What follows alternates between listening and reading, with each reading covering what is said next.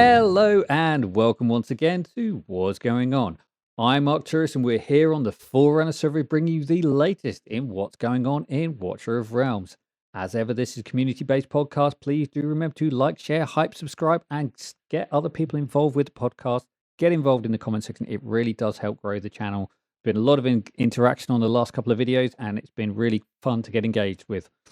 So this week we've had a massive patch coming in and it's a good hint of what's going to be coming to global in December. Some heroes are getting a few tweaks, some heroes are getting big tweaks, and that hints at some big things on the horizon, especially for the Northerners. So let's dive into it and see what there is to see. So first up on the patches, we've got a few things about the Guild War. So Guild Wars, this is going to be interesting. And I'm going to have to see if I can get hold of one of my friend's old accounts, who's in a lower tier. So they're introducing Guild War tier A and B. And this is going to have a different map if you're in the B tier. This is going to obviously be seem to be a simpler map, but at the end of season 11 you'll be split depending on whether you're in platinum 1 or below. And then so you'll use different seasonal maps and they will not be matched against each other. So this is to stop people who are low down getting a win in early on and then getting completely annihilated by a top guild who there's been a lot of movement in, and they might just mix things up a bit. It's gonna go if you'll be ranked against one another in tier A and tier B, and then at the end of tier B, the end of season 12, they're gonna mix things up. They're gonna look at how many people are involved. So the top guilds will go up, the bottom guilds will go down. From obviously B, those in B will go up, the bottom ones in A will go down. And it'll just keep things a bit fresh. This is really, really early. We are mid-season on Forerunner right now. You're week 2 on global, so there's really not a lot to give you. They've not even put like the demon up as a placeholder. We don't know what it's going to be like. It's going to be a speedster demon who briefly gains invisibility at low HP. Given that we live in a world of AoE units, I don't think that's going to do a lot, unless while invisible he's able to bypass defenders. But yeah. And they've further diluted the mystery demon chest by adding the golden guard to it, which is a farmable unit. I do think they need to take farmable units out of the demon chests, because there's just too many in there at the moment. So onto the fun stuff. Can I just say something really quick about the tier system here? It's just I think that maybe in Forerunners this will play, but in global I don't think it'll fix much. They are tiering it at the wrong tier. Most of the guilds in global are already in platinum, at least the ones that care about GVG. And if they really wanted this to apply to global and make it work, they should really make the cutoff at Plat 3, Plat 2. Yeah, that's exactly what I would have said. Would be, Yep. So, I mean, I give them props because they actually have now come up with a method to try to prevent this mismatching where, one guild just runs across one that they shouldn't, whether they're weaker or stronger than them. But in terms of where they cut off the tier, that's where they need to reevaluate and actually understand how Guild Wars is being operated right now in the global server. And that would be the only suggestion, I guess, that I would have to try that out, Plat 3, Plat 2. And then in regards to the Demon Soldier, I was thinking originally maybe like a Pradius counter or something like that, especially when I read Twisted Sycophant.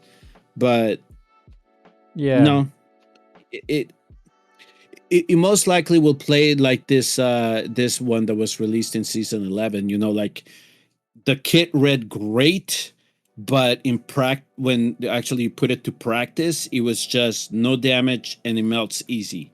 And it's going to be an epic demon shoulder that most likely will be meant more for the lower tier competition and not the high tier competition. So yeah, and then we already know how frustrating the the mystery boxes are right now. And it's just that's okay. No fix upcoming in the near future, unfortunately. No, so the Tormented Banshees, if you're trying to picture what they look like in Gear Dungeon 1, they're the ones who come out the top right-hand corner, who are invisible, and they come down that way. Yeah, that's what the unit looks like.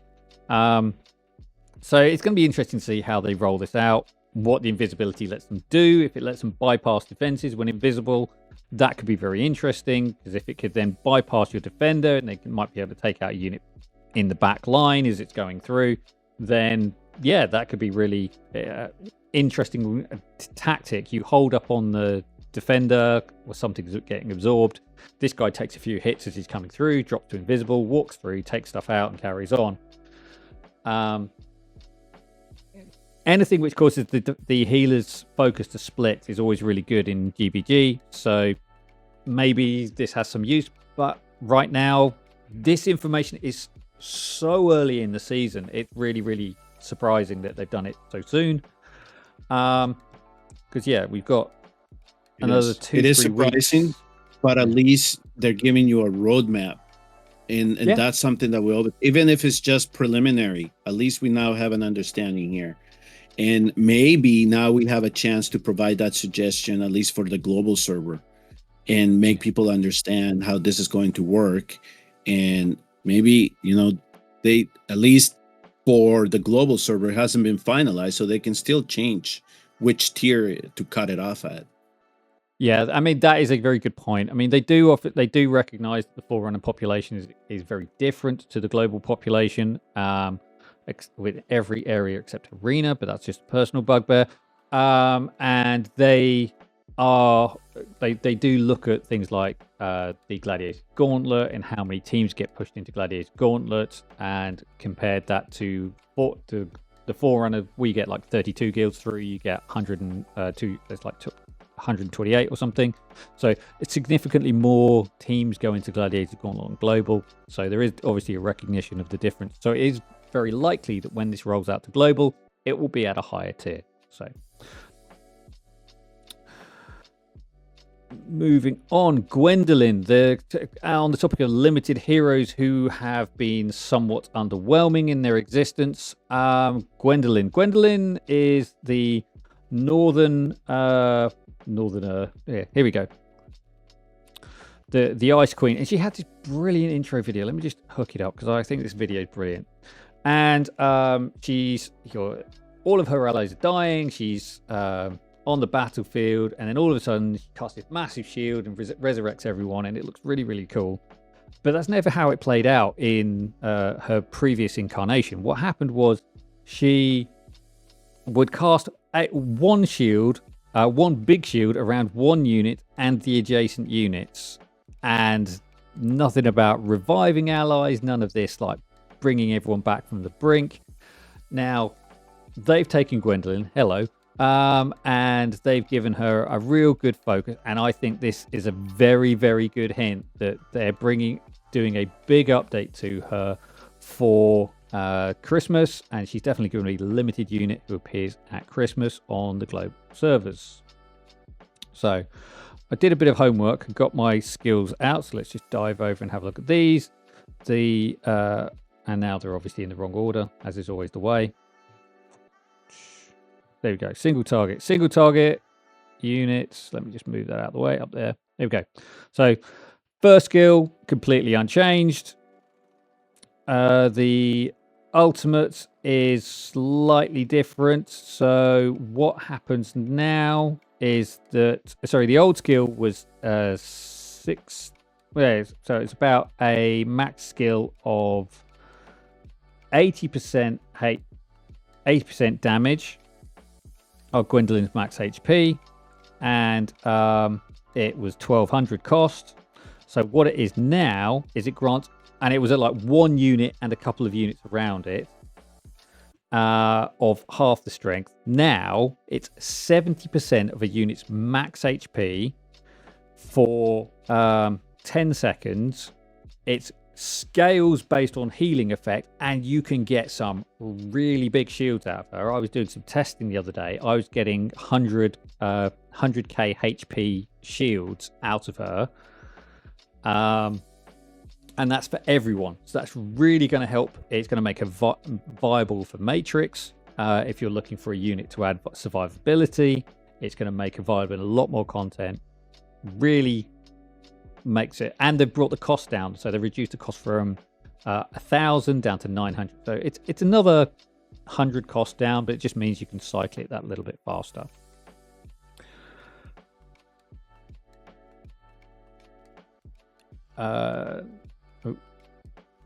Shield of Hope, which is this one, and this is another interesting one. So previously they just restored a little bit of health. Now it's health and rage regen, and it's 2% rage regen. They've tried to make it a bit more interesting by saying you get a rage regen buff, but actually it's rage regen of 2%, and it's for 1 second, so it's a 2% rage regen.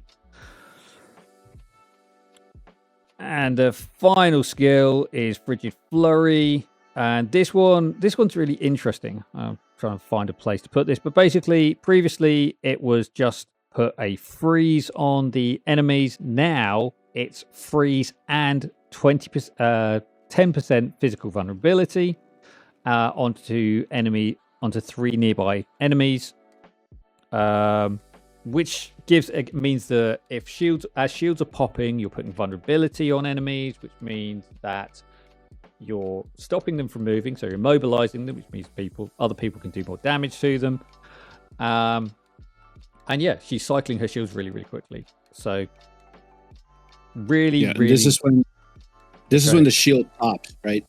Yeah. It the way that it's worded, right? So it has to break before you apply the debuff, but it enhances it better than when it was previously, right? Because any time that we are able to apply vulnerability, we'll get the opportunity to at least increase the damage.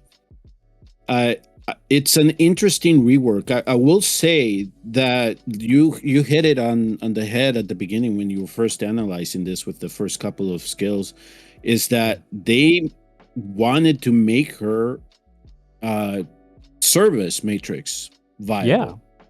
Yeah. And I think that's essentially what they're driving to here. And the awakenings are even intriguing. And so I'll let you cover those. But yeah, it's this is the type of rework that I was anticipating. It's been a while, but this is good on paper. I think there has to be some testing, especially at this Awakening 3. But yeah, I mean, it's like you said, that it kind of matches it, except for the revival. We can't ask for everything. We can't have everything. Otherwise, the game would be too fun. But, at least making her more enticing, and those people that might have pushed for her at the beginning, now they have the opportunity to possibly use her. And those that are just joined the game or joined the game after she was released, now they have something to shoot for if they do want to acquire her. Yeah. Mm-hmm. Yeah, so I was playing around with her in Nightmare Dungeon, Nightmare 1, just basically her, Elder, Mina. I took Fenris's as well because I thought it'd be interesting to see what he's got to offer. And I was just like seeing what I could do with the new skill set. And it was basically an unskilled Mina, and it's Ardia, Elder, Mina, Fenris, and Gwendolyn, just to see what they could do. And they were putting between them, I mean, it's not an AoE focused battle, and they are all AoE units, so it's not sort of their best showground. But it was just to see like how the shields were interacting, how Fenris A1 was interacting, because Fenris A1 kicks out shields all the time to his allies. yeah, so I was just seeing how they would stack up and play out, and yeah, they got about 20,000 on their own across the entire thing, and it was interesting to let Mina like have a play as well, because it was an opportunity to give her somewhere to play with as well. Right, so A1, her old A1 is just let you Frigid Flurry, do target one more enemy. Now it deals damage to 2 more targets and increases the physical vulnerability to 20% rather than 10%. So it's more vulnerability is better. It means you can do more damage to people. Especially if it's going to help you take out those waves in Matrix, then yeah, it's going to be really useful from that side of things. I can see her being used. So you use her big shields just before the big slam comes down or before the focus strike comes down. And as that's ticking off, then you'll be able to pick off some vulnerabilities and clear the waves out that little bit faster. And even if then during the evolution, if the shields are just cycling on and off, then that's picking those vulnerabilities off and getting those freezes going. So again, you're slowing the enemies coming through. You're able to pop them faster, do more damage overall. It's not going to get the Spellbane phase into absolute crazy numbers, but it's definitely an improvement on where we were. And yeah, we'll see what comes of that. A2 is unchanged at 1200 HP. A3 is really interesting. So A3 previously was just allies around the main target fighter shell also gain the full shield. Previously they only got like a half scale shield. And then it said at A3 they got a bigger shield. Now this is interesting. This is where it comes more like the video. So when the unit takes fatal damage, she gains unyielding for 5 seconds. During this period, all allies in the basic attack range restore 10% of their HP per second. So for 50% of their max HP restored while she is being invulnerable. And that can be triggered 1 time per battle. So again, that's the whole, she's coming back, she's protecting everyone and doing that. At that same time, she's still casting off her shields. She's problematic because she's got a base attack speed of 4, so you're only ever going to get that down to maybe 3.5, maybe 2 if you're trying to build other things into it. But her shields are big, and her max HP shield, her ultimate shields, I was getting over 100 HP build. I'll pull the build up in a second.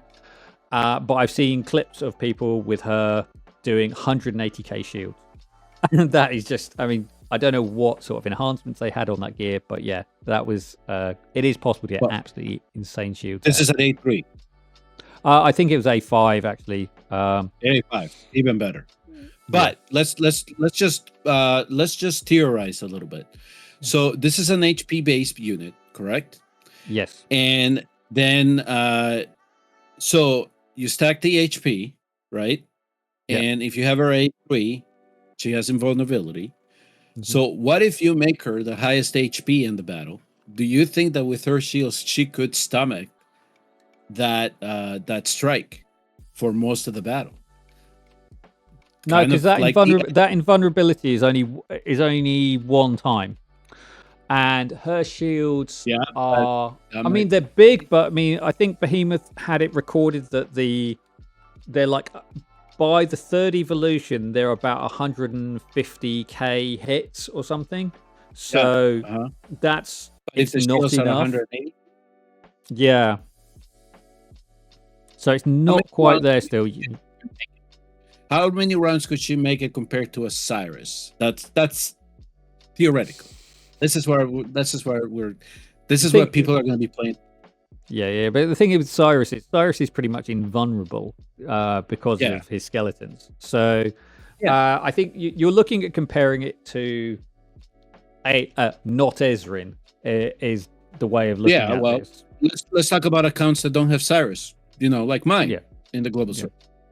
Just, this is all hypothetical. It's how can she help you manage this boss, and how many more cycles? You'd probably be using her in Spellbane, because you'd be using her with the Northerners to get So you'd be looking at, you're getting your Ardia, you're getting your Elders out and again, so those big shields are really going to help with the Northerners, because with Elders' talents, then they're doing extra damage based on the shield strength they've got. So it's going to really buff your damage output from the Northerners. And then obviously it gives you the opportunity to throw Lady Mina in there as well, and you've got that Ardia Mina interaction with some fun and games on that side, and you're adding survivability to a support unit, which is quite squishy. So there's some placements you could going on, but is she going to be able to survive a lot of hits? I don't know. I've not had the chance to test her yet. I don't think she's going to be the clutch unit. You're still going to be looking at your Eirlys and your Draylins to sort of add that survivability for the focus strike. She's going to help, definitely, because it's such a big heal. It takes most of one hit, even at the high levels. So, or it's like that first hit, so that gives you your other units more chance to survive. Add the healing in to give you the survivability for more hits. But yeah, you need Ezareth or Anora sort of. Yeah. So I think that there'll be some ways to really make her be able to at least stretch you out at least one or two more cycles. That's the way that I see her displaying, especially if you can get her up to 8-3. Yeah, now, definitely. Forerunners have had her twice already, right? Global only once. 3 times, I believe, because there was the first. There's Christmas 23. Yeah. Then they did like a Christmas in May, where they basically just reran all of the banners for some reason, and it was then they did shortly after global launch was the other time. So, all right. That I was wondering as to why somebody like Behemoth would push so far for her if she's only been there twice, but it's not him. It's not him. It was someone in Slap Bunny's guild who sent the picture. So yeah, all right, but yeah, okay. So very very promising results so far. Yeah. So that's the glow up for Gwen. I think it's really good. I think it's going to make her much more viable in a lot of content. It's really good. Nothing bad to say about it. My testing so far has looked quite promising, and we'll have to see how people can make use of her. And so next up, we've got Venoma. Venoma is been on the cards for about a year. I believe that's what Misstical has said in his last video. And what we've got here is a tweak. It's not the sort of scale of rework that has happened to Gwendowlyn, but it's looking to do some interesting stuff. So previously, at A0, her base attack attacked 1 unit, and it did 100 to 120 damage. They've immediately pushed that to 3 units, so they're giving her more chances to get her stuff rolling. They've given her ultimate hasn't changed significantly, but they've doubled the duration of Hex. They've increased the amount of damage done by Hex by another 15%. It was previously 20%. So that's an extra. So on top of the 560% single hit damage, she's then doing an extra 350% damage from Hex over time. So it's interesting. Olden Curse adds slow, so that's obviously could make her interesting in Matrix as the Bulwark form, where you've got another way of control if you don't want to use Nastya, or you don't, and you're looking for another AoE unit to bring in. I mean, there are so many good choices for mages, AoE mages these days. You're not really scratching around, but if you were, this is a viable option. And so Cursing Gaze, next attack deals up to 280% damage and inflicts curse. And the only other change they've made to her kit is that the base attack at A5 goes from 3 units to 5 units. I've only got her A0, so I haven't really done a lot of testing with her. Misstical has done a great video. I'll put a link to it in the description, where he compared the damage of Venoma in Gear Raid 1 at before the update and after the update. And he's done a whole number of combinations, and it basically showed that her damage output has significantly improved. She's now able to solo damage, solo DPS, Gear Raid 119. Yes, I know that's not a massive baseline for a unit, but it's a unit. She doesn't do the biggest hits in the world, so you need a metric to test her somewhere, and that's where we test it. So I just one quick question then and that. So when he does the video, then because she was a single target damage dealer. Yeah. So now that if he did he show the comparisons to if you're just looking at that one target, how much damage is she doing to that one target? Because when you're saying more damage, it makes sense to me, given that she's now an AoE mage. So she's going to be hitting more people. But if you just talk about that one target, is she doing more damage now? Because one of the things she has, well, anything which based on hex and hex alone. Yes. So here you've got, previously this was doing 20% M damage per second, and now it's doing an extra 15% damage per second on top of that. Correct. So if she's inflicting hex on a unit, then absolutely, yes, she's going to be doing more damage. The cursing gaze is that unit, right? Yeah. Because as it is right now with the multipliers in the game, typically with AoE units, it's a little bit lower than a single target damage dealer. But if you're saying that then it's kind of being made up, if she is able to stack the hex, then eventually, yeah. But how long does that take to eventually get it up? Yeah. All of that comes into play, right? So this is all stuff that I would, if Misstical is, if doing the evaluations, that I'm curious if that's what he pinpointed, instead of just looking and say, I'm going to throw her in. Now let's look to see how much more damage she's doing. I mean, basically, to summarize the video, he's basically saying that before she couldn't primary solo DPS. She'd get to it would fall quite early on. The wall would come down because she couldn't kill the units fast enough. And in the video, he clears the wave with her on her own, and the whole stage with her on her own, which go to show there is a significant improvement in her damage output. So okay, but good. Okay, so good rework so far. They're making her a little playable in other areas of the game, so now maybe people will use her a little bit more frequently. I just love this whole thing about, we failed with the unit as a single target unit, so now let's just make her AoE, or just make him AoE. That's essentially what's coming down. So the next AoE mate, didn't it? to be Serafina. Yeah. Okay. A minor tweak to Numera. It just changes the wording of her talent.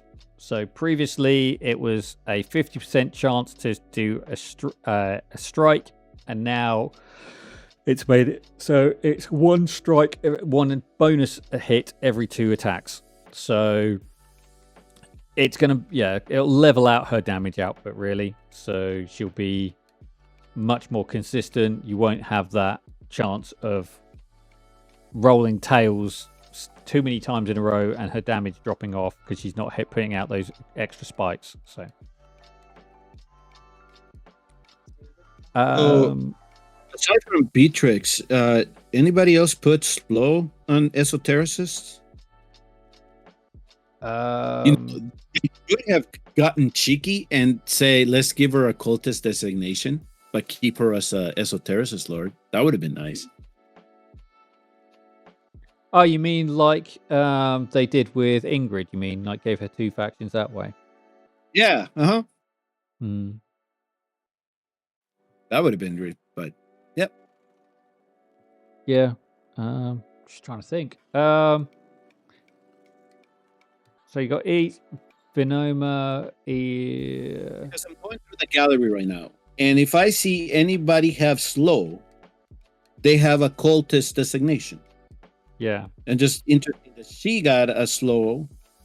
I know what they were trying to do with her in terms of adding the slow, but I was just curious that she did not get to share a cultist. And given that the game has naturally designated heroes with slow towards that to that particular faction, it's just an aside. It's nothing. I It's mean, not.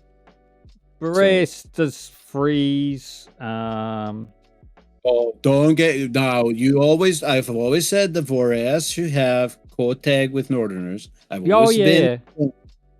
But absolutely that's agree. a different. Yeah.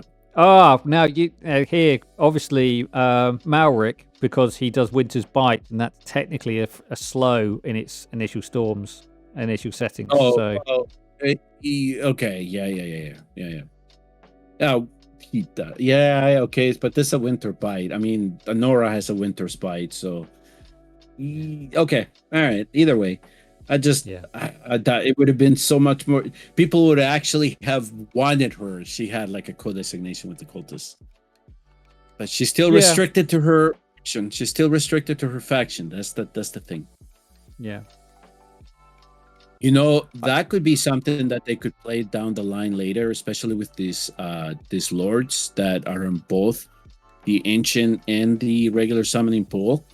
Is to give them another faction so they can at least have some playability and people not so disappointed, right? So, right. So Nastya, the Iron Maiden, getting her poison immunity duration is increasing by 5 seconds. Now, the cynic in me makes me think. Now, this is to do with which is here we go.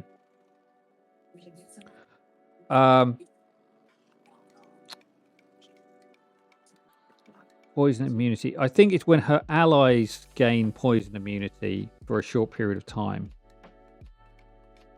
Awaken. Each hit of the when activated applies poison immunity to allies within 2 tiles.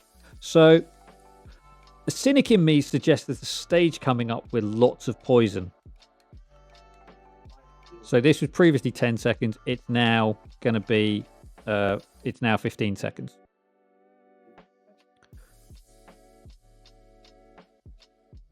So maybe this is to do with Malric Halls, where there's like a global poison thing going on. But the fact they're buffing this poison immunity and it's so specific, something's coming with poison.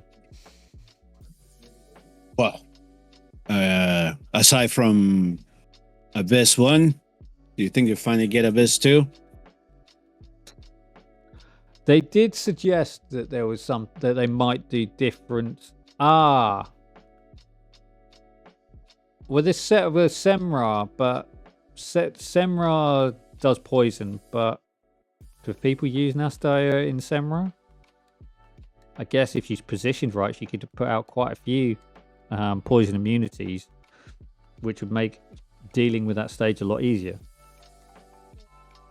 Because you wouldn't need to worry about cleanse. Too. That could be another something that's going to synergize with her a lot better too. That could be something else, right?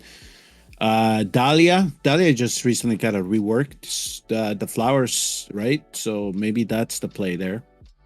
Well, Dahlia got given Esotericist faction, and she's another Esotericist who slows. There you go. You want another Esotericist who slows. So yeah. Interesting. Now, this so they've changed how the wording of a skill. So increases max HP by a fixed amount, and then adds the words takes effect only when stronger than the current buff debuff of the same attribute. A cynic in me suggests that there is a unit coming that increases the max HP of allies. Okay, so there's going to be something which that increases the max HP of nearby allies, and they're trying to stop this double stacking, basically. the way that I'm reading it is like a buff. No. So like I think it's something that is just happened.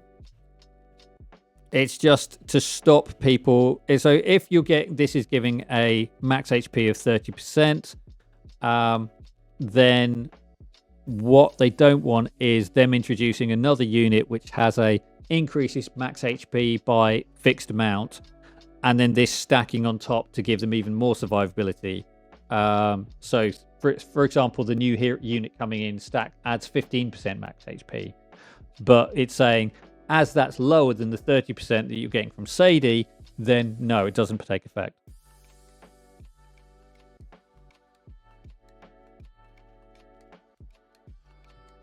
Yeah. Yeah. Okay.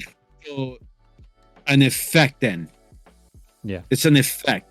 So they're kind of making sure that it's not something. Yeah, that's something that can be stacked. So it's like the raged region thing, right? Yeah. Only the higher one can effect. So that's essentially what they're probably going to do here. Because the way that I was reading it, it's almost like it sounded. It will apply this. No, that's at least the way I read it, but apparently no. You have a different interpretation of it. Yeah, no, I saw that and it was like, yeah, there's something coming. Wasn't there something that said, yeah, it's right there. The effect will not apply to will not oversee a stronger buff or debuff. Yeah. So that's why I was thinking that it would be like a buff. You'll see the icon, but it cannot be a stacked icon. Yeah. Like the invigoration one. So you could either have the 12% or 10%. It won't stack. So maybe this is the same thing. Is that they're gonna have a unit that can give you max HP, let's say 20%, but then you can't stack it with another one that is giving you 10%, or you can't stack it with an artifact. Something of that nature. That's where I was going. Yeah. Filippa, the world's worst magic esoteric archer, but I still stand by the fact he's a brilliant 12 cost single target mage. So use her like that. She's now going to prioritize airborne units. I don't know anyone who's using her on a regular basis anywhere. But yeah, there you go. She's now will focus on airborne units more than ground units. And Eirlys, Winter's Mercy, adds a new bond skill. Obtain Rivenhald, the Northborn Sovereign, to unlock the following bonus effect. When healing prayer triggers, healing increases Eirlys attack speed by 100 for 5 seconds. Who is Rivenhald? Well, we don't know. There are some suggestions floating around that he's a northerner and he's going to be doing some interesting things, but nothing is confirmed until it's confirmed, as we found out with some banners recently. So take everything you read with a pinch of salt. Everything is subject to change.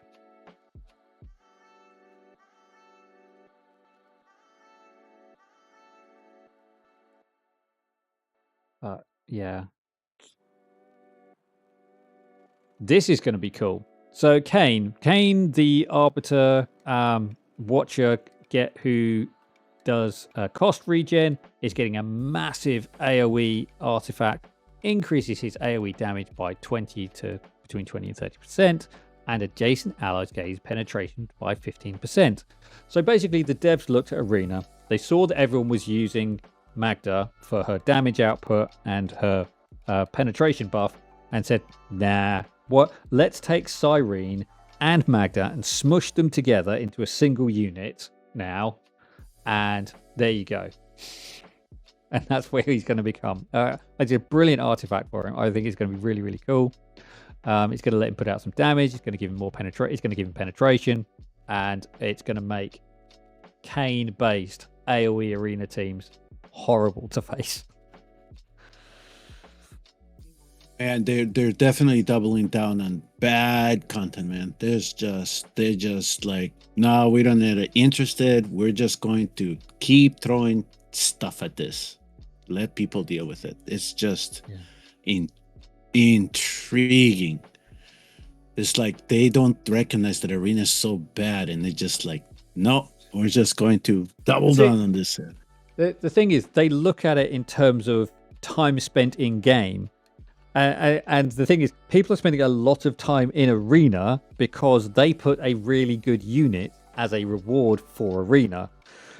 And that means that if you don't have her, you're spending time to try and manipulate yourself into a position where you can fight people to win to gain the points you need to get there, which probably means that along the way you'll lose, you'll get beaten by several other people who are stronger than you, and so you'll probably be about even, which means you spend even more time in arena to try and push up. And they're just looking at the numbers and go, well, people are clearly spending a lot of time in arena. They clearly love it. I hate those. Yeah, that's just bullshit analysis. It's the same thing that they tell investors. Look, our players like PvP, but they don't realize exactly what it is. It's absolute. I am 100% convinced they're doing it. They're doing player engagement via accountancy, and they're basically saying people are spending more time here, so therefore it's good content. It's like, no. No, that's what the suits see. They don't know that's what behind. The suits see this, what you just said, and then they say, oh, then focus on that. Yeah, that's exactly what that goes on. Yeah. I will defend. I have to stick my hand in the air and apologize for everything bad I said about Count Dracula last week. I have been using him in anti-air arena. He works really, really, really well. I just wish I had a few more skill crystals in him, and it's honestly encouraging me to think about throwing a soul stone at him, or at least one soul stone at him when I get one, because he's really effective at what he does if you don't have awakenings on other units. So yeah, and I mean, that was the initial note that we got, is that he was supposed to be an arena specialist, and even in the game they classify him as an arena specialist, so I knew everything was guided towards that content for him. Now, at least in the global server, we have seen some people try to use him for guild wars. So far for that, I have not been impressed, but maybe depending on finding that right combination that you can put them around, maybe that'll change. That perspective will change. But right now, how people are and how the tower map is designed, I don't think it's a strong suit yet. Yeah, I think a lot of people like him because his ultimate has got quite a long range, and he's able to put out anti-heal, which means that it makes taking out the fiend a little bit easier because he can't heal through it. But then again, it's all about baiting that ultimate, but he does cycle his ultimate very, very quickly. So he's an interesting unit. I think he's got some viability in a lot of places, and in arena, in GBG, obviously the Soul Rock could play to your disadvantage because it could weaken your defenders. Which could make it easier for them to fall. Now, as long as they're not weakening your tank, then you're fine. But if he's weakening platform units who then get a stray hit from something else, then GG.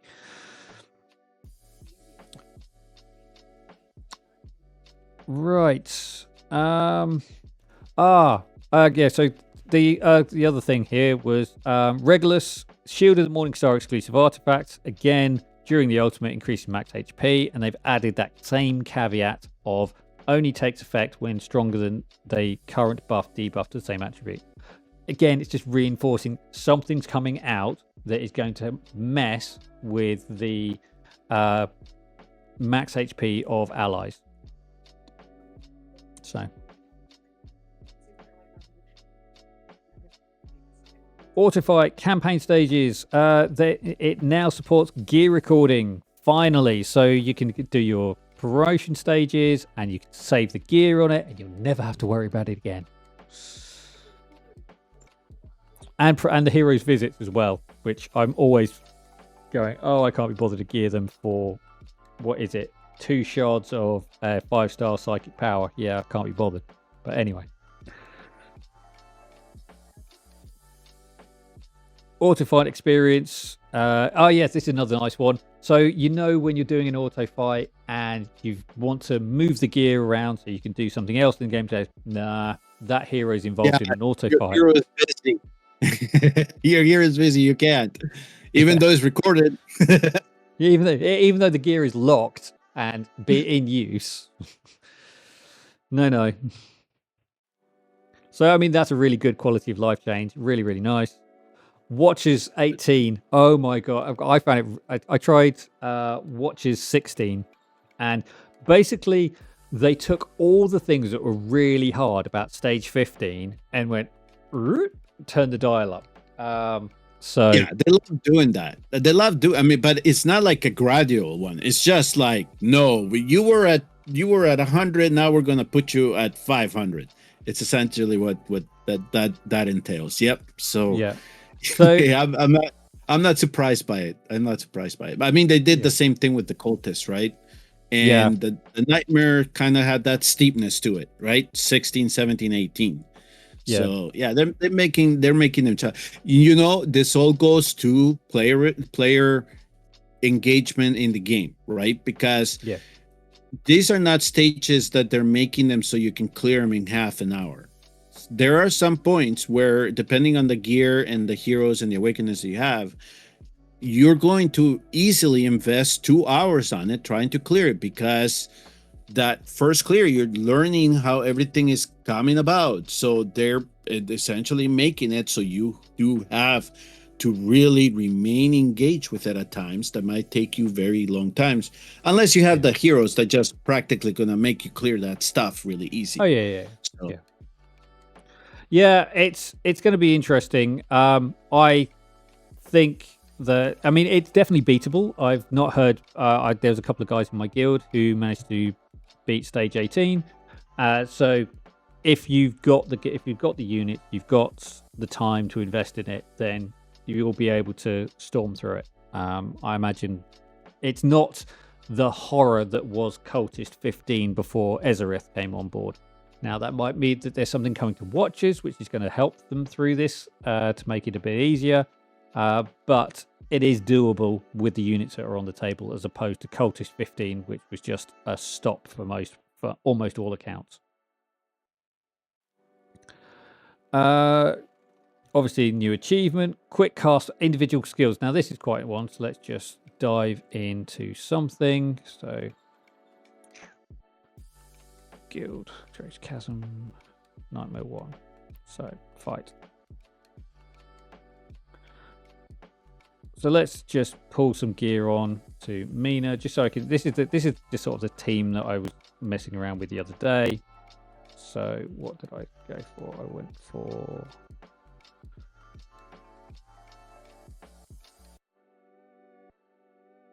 Yeah, that, and Fenris is a waste of time, but he's there, so we'll deal with that and get the Ardea kit on.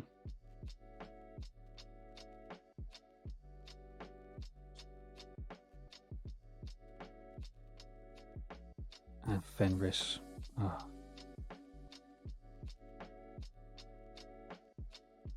There you go, you can have that. So just basically some gear just thrown on these guys just to demonstrate what they can do. What? Yeah.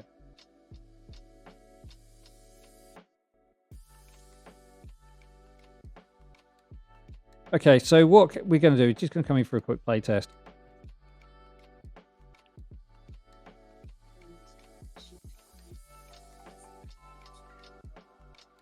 Okay, so get these guys down. Elder goes there, Ardea there, and Mina here. So what you'll see, except it's not, because this is on my emulator and I haven't got this set up yet, because it's in the settings. First things first. So let's scratch that. Try again. You set it in one place and you think it'd be consistent across the two, but no. Okay, so the first thing you need to do when you come to turn on this individual hero quick cast is to come in here and you go individual quick cast hero, quick auto casting. Oh, forget that. So individual hero quick cast is there, and you then could go into a battle. So this is just do a quick preview again of what I was talking about with the Northerners in Nightmare 1, just to show this all working.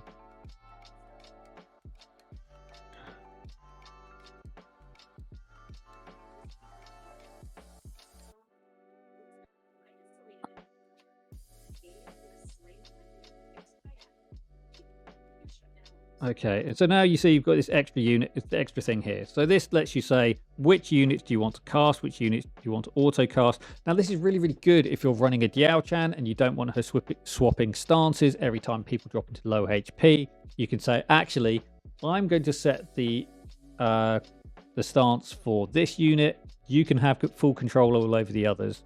And then you just set that and you just go auto. And then, yeah, it just runs. So...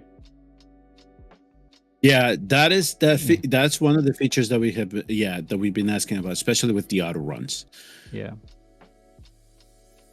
112k HP shield Gwendolyn's putting out. So pretty significant shields from everyone. Fenris still sucks, but I've tried everything with this guy, so...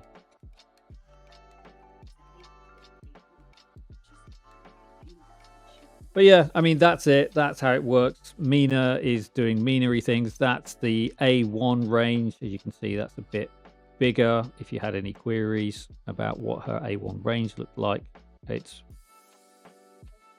quite big actually now, isn't it? So that's a little bit smaller than the reduced range for Boreas. So there you go. So...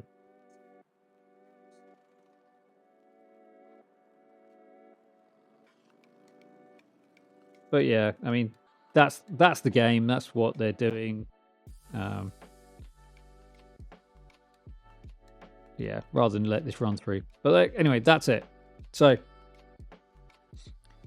it works. It works really well. Really, really good. If you've got a Diao-chan in there, I've redone my guild boss battles for stages 3 and 4, so I don't have to worry about her swapping stances on me, and I could just auto battle it. So I've actually managed to push the scores as a result, but there you go. So, yeah, another nice quality of life. And again, we'll also work in Arena in any other content where there is the opportunity to do an auto run. So all of those people who have problems with Diao-chan swapping stances in gear rate in Arena when you didn't want her to, then you don't have to worry about that. Fixed an issue with Ezereth where he wouldn't show the right skin, and stage support feature optimized guild member support option added. Now I think this only covers the first stages of the campaign, or a campaign. It doesn't appear to be on all stages. So for example, if you're stuck on 917 and you can't call in a guildmate to do the stage for you, it doesn't work like that.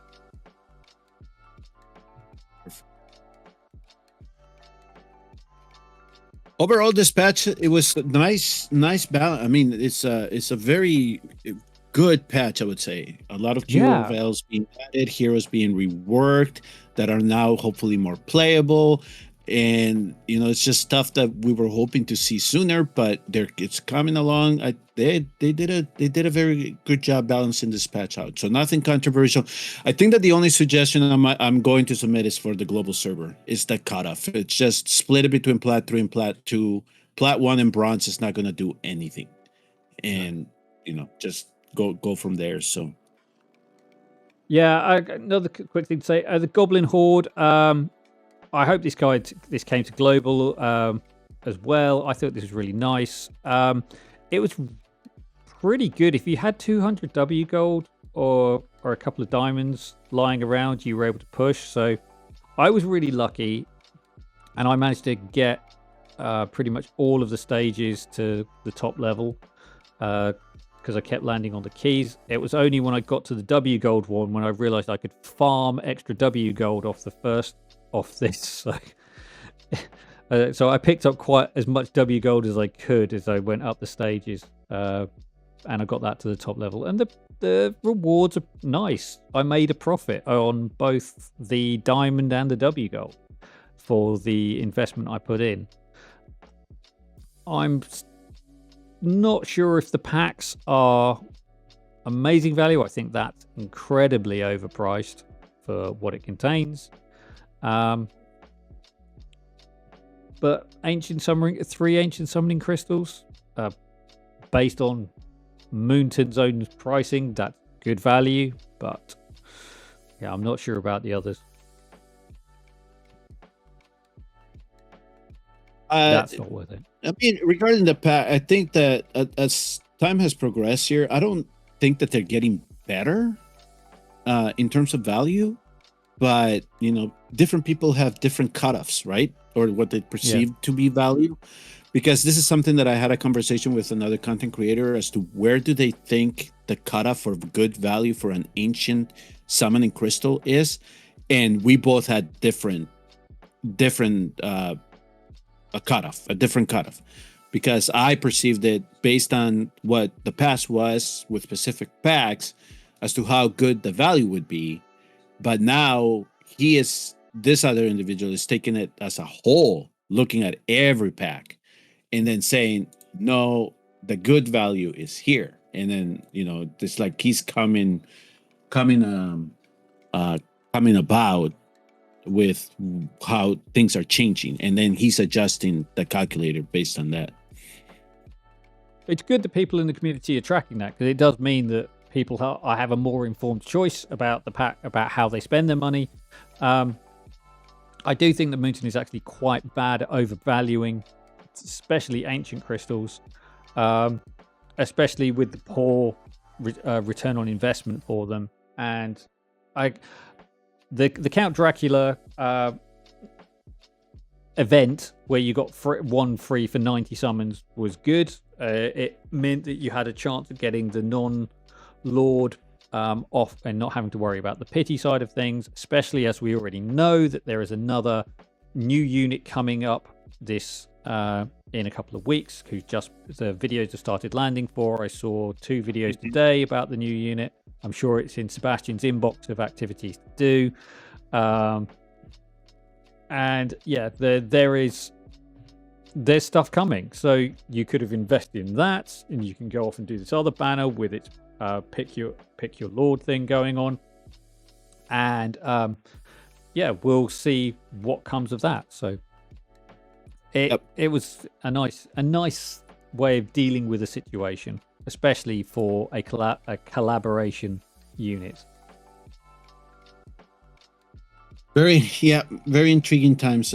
So new heroes are going to be popping in and out. That's nature of the game. So it's up to people to realize where they're going to fit best, and then whether they're going to chase them. Yeah.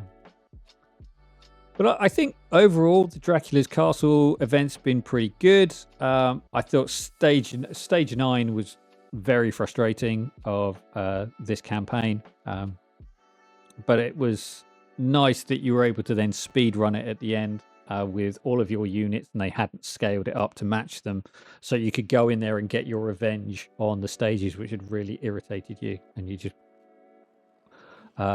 full vengeance upon the units which frustrated you.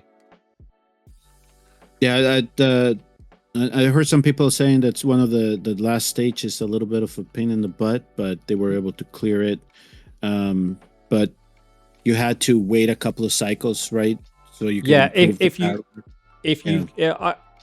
you're struggling with stage 9, what people have said to me is use Karmet, because they don't seem to be able to avoid his attacks for whatever reason. Maybe it's the AoE effect or something, that it just bypasses their logic. But there you go. If you're struggling with stage 9 and the creatures that dodge all the time, use Karmet. There we go. Tip of the day. I haven't really pushed on it. I've collected all the I've been collecting some of the stuff when I log in, but like it's the event looks fun. So I still think I got a little bit of time to push on it. Yeah, you got 8 days. I mean, that's plenty of time to push through it. So, I mean, if you do want to, you can push to like try and get the max on the Evernight throne. I haven't quite got the team comp, but I'm really close. I'm like 4K. I'm like 4K off. I don't know if you can just see that. Yeah, I'm like 4K off. Maxing it out, and it's like I can't be bothered to put the time in to push it at the moment. But yeah, I should probably be bringing in Van Helsing or Lady Mina or something to help in that stage rather than doing what I am doing. But anyway, that is a problem for another day. But yeah, it's a fun challenge. I know some people have already got like 300k on the global leaderboards. Let's go. Someone's got 450k there. It's all a case of having the right units with the right awakenings, so you can stomp all over these stages, and this guy does. So there you go. Perfect balance, I think. With how so you couldn't clear it all in one day. You had to wait for things to evolve, kind of like how long the event lasted, and then for this whole thing, at least what I'm seeing here, you don't really have to push the nightmare stage if you don't want to, right? Because you don't even have to do the nightmare stage. I mean, the only thing that I've got left to do I've done almost all of it minus a few, and I'm just down to the gold left in the shop. So you could not even do the nightmare stages, and you would probably have enough of these ancestral artifacts to buy everything in the shop. So you don't have to push it. It's just for glory that you're doing it. So yeah, I figured something like that would be the case for it. But yeah, so I just gone scanning here, and that's like I got nothing else for this episode. The only other thing is that they did. I was half considering doing a reaction video to it. They've done like a mini opera. I'll stick a link to it in the description. It looks quite fun from what the few moments I've seen of it. But it's better acting. They've actually got people who can act in it and who can sing, as opposed to the horrendous 5-part mini thing that they did to try and draw people in the last time they were doing a marketing push. Is that in game, or is that one of the announcement on Discord? It's on the creators billboard. It's links off to a YouTube video, and okay, you're not steering me wrong, right? This is not going to be like that commercial that was no. This actually looks pretty good. So the bits I've seen of it, they've actually got a company that can do acting and can do singing, and check it out. I'll stick the link in the description. I'm probably not going to get the referral for it because I've not done the full reactions to it, but what I've seen of it, it looks fun. So check it out, and it might encourage them to put their marketing efforts into things like that. Otherwise, you end up with crusty old guys singing along to a rock song and trying to think themselves cool. So, all right. Okay, so fun. The only other thing here is just programming note. So go ahead and lay out the schedule how you see it then. Yeah, so over the next couple of weeks, next week we are going to next week is normal. Then after that, we are. Oh no, sorry, you're away next week. So I will try and find a holiday here in the States. So oh yeah, December. yes. Thanksgiving. Yeah. Oh, hang on. Sounds breaking up. Try again. I said December. And the week after that, we're okay, right? Or you are out of town? Yeah. So 6th, I'm away. So we'll record on the set. So we'll record the first week in December. The second week in December is not going to be an episode, and there will be an episode on the 20th of December, and then we're on break until the new year. So that is the plan.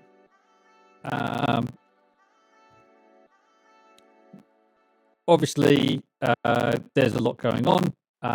There's another series of skins coming up in the reduction event. Lady Mina's skin has started to appear in the in-game events, which is good because people were wondering how they were going to get her based on the fact that it was shown and they hadn't shown off how we were going to get it. So there it is, Black Friday events. You can probably just see that above Sebastian's head. Black Friday, that's the Lady Mina skin. And yeah, there's more, and obviously some Black Friday deals. So an opportunity to burn off some of the W gold you got from the Goblin. So plus all of the codes to come from the content creators. I think there's 15 or so content creators who are going to be putting out a code. So that's like 1,500 diamonds. So. Oh, and everybody in the States, happy Thanksgiving, and I will see you all on the return after that. And then Arturus and I are going to plan for the Christmas holiday or winter holiday, whatever holiday you Frostfall, yeah, they call it here. So, okay, guys, that's what's going on, and we'll see you all in the next episode. Bye bye.